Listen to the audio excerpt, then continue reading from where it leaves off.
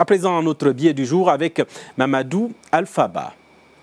L'union sacrée de la presse guinéenne a-t-elle volé en éclats? En tout cas, le report de la journée sans presse annoncée a mis à nu la fragilité et la division qui caractérisent la famille de la presse guinéenne. Tout le monde pensait que le quatrième pouvoir resterait uni, solidaire et plus fort que jamais pour sauver la démocratie balbutante et mourante. Mais hélas, le constat révèle le contraire.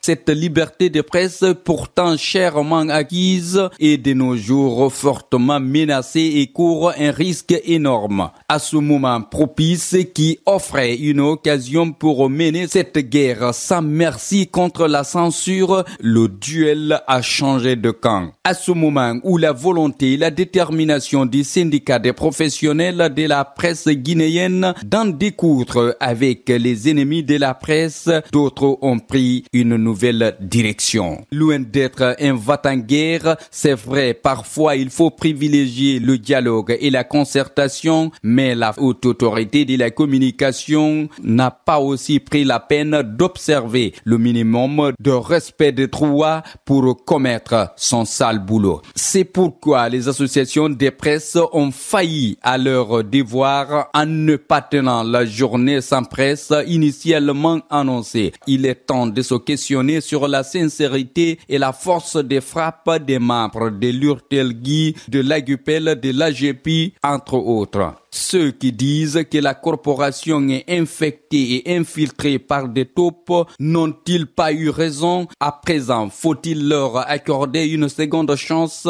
La réponse à cette question nécessite une profonde méditation. Et pourtant, la presse restait le seul rempart pour la société guinéenne, mais hélas, toutes les voix dissonantes sont sur le point d'être éteintes. La classe politique, la société civile et le mouvement syndical, tous divisés et persécutés. Alors, après tout cela, la seule borne qui restait au CNRD était la presse, mais malheureusement les intérêts personnels auraient eu raison sur l'intérêt public. Fallait pas suivre les gens qui sont au soir de leur vie ou de leur carrière, qui ont tout eu, à la fois l'honneur, le bonheur et l'argent. Mais malheureusement, ils viennent eux-mêmes de se rendre compte que les seuls éléments qui manquent à leur richesse et lourde carrière sont la honte et l'humiliation. Ils viennent d'en faire la commande et ils seront servis.